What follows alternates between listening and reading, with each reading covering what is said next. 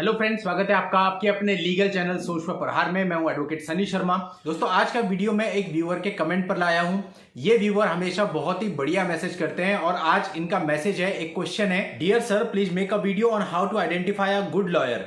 I hired few lawyers here, all of them talk nicely in the beginning. Later once we award the case, they don't make the calls, don't listen carefully, don't update on the status as they work in the court, not us, and they know the new date. They make the case lengthy because we don't have idea about the loopholes.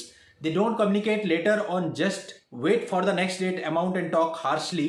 And how can we make pressure on them to change the lawyer if needed? It's a concern they patch up with wife lawyer that make us concerned and insecure.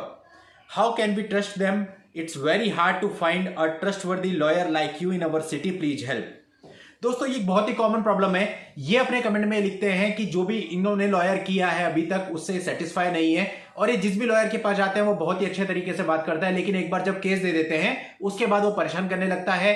Case का जो सही status है वो उनको नहीं बताता है, उनकी फोन कॉल नहीं अटेंड करता है और केस को लंबा करता जाता है क्योंकि उनको पता नहीं है कि केस में क्या क्या लीगल चीजें हैं और अगर जरूरत हो तो हम लॉयर को कैसे चेंज कर सकते हैं। और साथ ही इन्होंने ये भी लिखा है कि ये भी इनसिक्योरिटी रहती है, जो हमारा लॉयर होता है वो कई बार वाइफ के लॉयर के साथ मिल जाता है, जिसकी वजह से हमारे साथ धोखाधड़ी होती है और ये बहुत ही मुश्किल है एक ट्रस्टवर्दी लॉयर को ढूंढना आज के टाइम पे। तो दोस्तों, इस कमेंट के बेस पर मेरा ये पूरा वीडियो है और आज इन सारी समस्याओं का समाधान मैं आपको देने वाला हूं, वो भी बिल्कुल लॉजिकल तरीके से। अब दोस्तों, मैं कुछ कठोर शब्द यूज करूंगा, आप लोग बुरा मत मानिएगा, कभी कभी सच्चाई को उजागर करने के लिए जरूरी होता है। देखिए दोस्तों, सारी गलती दुनिया की या परिस्थितियों की नहीं होती, कई बार गलती हमारी भी होती है। लॉयर कैसे आपको अपने लिए अच्छा ढूंढना है इस पर भी मैं चर्चा करूंगा, लेकिन साथ ही साथ ये कहूंगा कि हमें किसको लॉयर नहीं चुनना है इस पर भी विचार करना चाहिए। हम इंडियंस की एक बहुत बड़ी प्रॉब्लम है, हम लोग भीड़ का हिस्सा बनते हैं, भीड़ के पीछे भागते हैं। ये कभी भी नहीं होना चाहिए। अपना दिमाग, अपना विवेक लगाइए। ईश्वर ने आपको दिमाग इसीलिए दिया है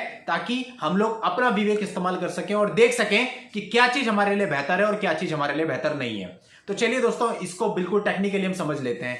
अब लॉयर की अगर हम बात करें दोस्तों, तो इसका पहला पॉइंट जहां से आप जज करेंगे कि किसे आपको लॉयर चुनना चाहिए किसे नहीं। वैसे तो फ्रेंड्स, ये बहुत सारी परिस्थितियों पर डिपेंड करता है, कोई स्पेसिफिक चीज नहीं कही जा सकती, लेकिन फिर भी बहुत सारी चीजें हैं जिनसे हम अंदाजा लगा सकते हैं। तो ऐसी ही पहली चीज है कि जो भी लॉयर आप अपॉइंट करेंगे, सबसे पहले आप उसकी एज को ध्यान में रखिए। देखिए दोस्तों, बहुत कॉमन सी बात है कि 18 साल में बच्चे की 12th क्लास पास होती है। यदि वो फेल नहीं होता है, सारी क्लासेस पास करता हुआ आता है, उसके बाद अगर वो ग्रेजुएशन करता है तो 4 साल का ग्रेजुएशन हो गया, 22 साल की एज उसकी हो गई। इसके बाद ग्रेजुएशन के बाद यदि वो LLB में जाता है तो 3 साल की LLB होती है। तो यानी उसका कभी कोई बैक नहीं लगा, वो कभी फेल नहीं हुआ। इसके बावजूद भी LLB पूरा करते करते उसको 25 साल की एज कंप्लीट हो जाती है और 25 साल की एज तक केवल उसके बाद डिग्री आती है। ना उसने कभी कोर्ट में काम किया होता है, ना उसका अनुभव होता है, ना उसे कुछ पता होता है। यानी अभी तक नॉलेज के मामले में, प्रैक्टिकल मामले में वो जीरो है। यानी 25 साल में तो उसकी केवल एजुकेशन पूरी हो रही है और वो भी तब जब वो लगातार पास होता आया है, कोई भी क्लास उसने मिस नहीं करी, कहीं फेल नहीं हुआ, कोई बैक नहीं लगी तब। अदरवाइज क्या होता है कि चीजें और बढ़ जाती हैं, 27-28 साल में तो जाके LLB लोगों की पूरी होती है। तो दोस्तों, ऐसे केस में यदि कोई व्यक्ति ऐसा है जो कि 28 साल का है, 25 साल का है और आप उससे सलाह ले रहे हैं और उसे अपना केस भी हैंडओवर कर रहे हैं, तो क्या आपको जस्टिस दिलाएगा? क्योंकि उसे तो अभी खुद भी कुछ नहीं पता है। उसने जस्ट LLB की है, वो खुद भी एक एप्लीकेशन के लिए भी दूसरे पे डिपेंडेंट है। LLB करने के बाद भी कम से कम 5 साल किसी सीनियर वकील के साथ रह करके काम को सीखेगा और उसमें मेहनत करेगा, तब जाकर के 5 साल बाद उसे पता चलता है कि काम कैसे होना है। तब तक भी उसका अनुभव नहीं होता है। फिर इसके बाद कम से कम जब वो 5 साल इंडिपेंडेंटली काम कर लेता है कोर्ट में घिस करके, तब जाकर के वो इतना हो पाता है, वो अपने आप कोर्ट में केसेस को चलाएगा।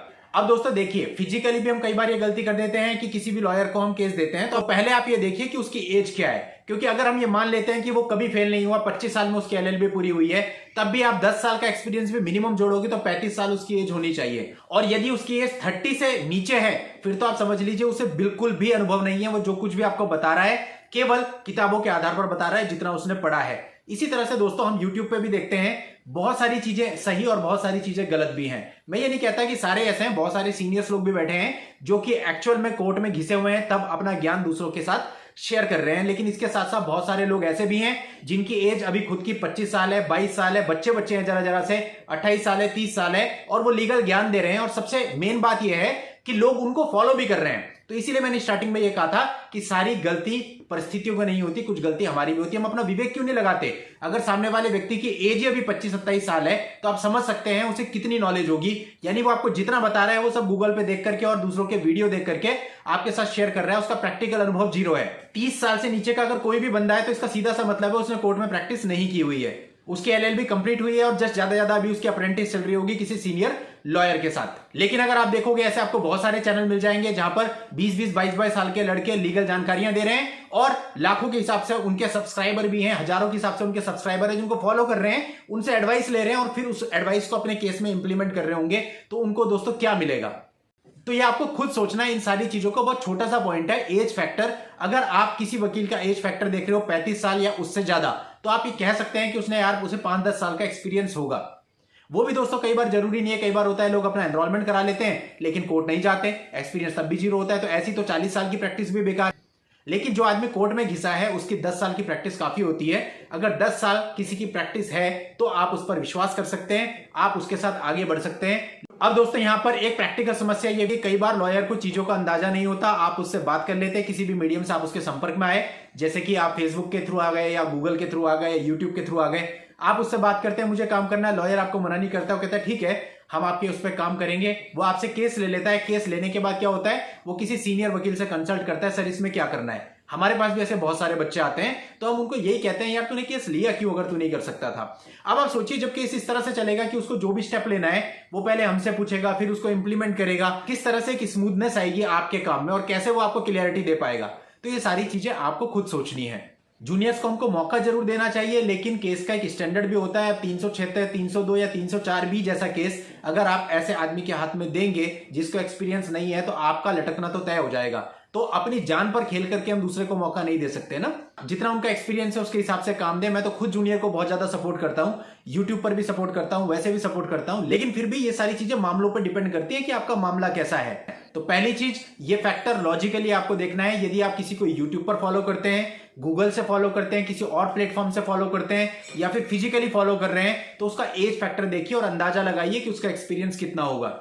दूसरी चीज दोस्तों, जब आप किसी को भी लॉयर हायर करते हैं तो आपको यह भी देखना है कि वो कोर्ट में प्रैक्टिशनर लॉयर है या नहीं है। कई बार होता है किसी ने LLB करी, अपना रजिस्ट्रेशन करा लिया, लेकिन वो कोर्ट में नहीं जा रहे हैं। ऐसे 20 साल गुजर गए और 20 साल के बाद उनका मन करता है कि चलो अब हम वकालत कर लेते हैं और वो कोर्ट में आ जाते हैं। दूसरी बात दोस्तों, लॉयर नियुक्त करते हुए आपको ये देखना है कि जो आपका लॉयर है वो पर्टिकुलर फील्ड से है या नहीं है। यानी कि यदि आपका क्रिमिनल केस है तो आप क्रिमिनल लॉयर के पास जाएं, अगर आपका सिविल केस है तो आप सिविल लॉयर के पास जाएं, अगर आपका फैमिली डिस्प्यूट है तो आप उस लॉयर को पकड़िए जो फैमिली डिस्प्यूट भी देखता हो। फैमिली डिस्प्यूट के लिए दोस्तों ऐसा होता है, अधिकतर क्रिमिनल लॉयर फैमिली डिस्प्यूट को देखते हैं, लेकिन अभी ऐसा है कि कुछ सिविल लॉयर भी इसमें इंटरेस्ट लेने लगे हैं, तो कुछ सिविल लॉयर भी देखते हैं। तो आपको यह देखना है कि जो फैमिली डिस्प्यूट को ज्यादा देखता हो आपको उसके पास जाना है, अगर आपका फैमिली डिस्प्यूट है। और अगर आपका 302, 376, 304 भी जैसा संगीन मामला है तो फिर तो आपको कॉम्प्रोमाइज बिल्कुल ही नहीं करना है। आपको क्रिमिनल लॉयर के पास जाना है और ऐसे लॉयर के पास जाना है जिसका नाम आपने सुना हो कि हाँ भाई ये इस तरह के मामलों को काफी समय से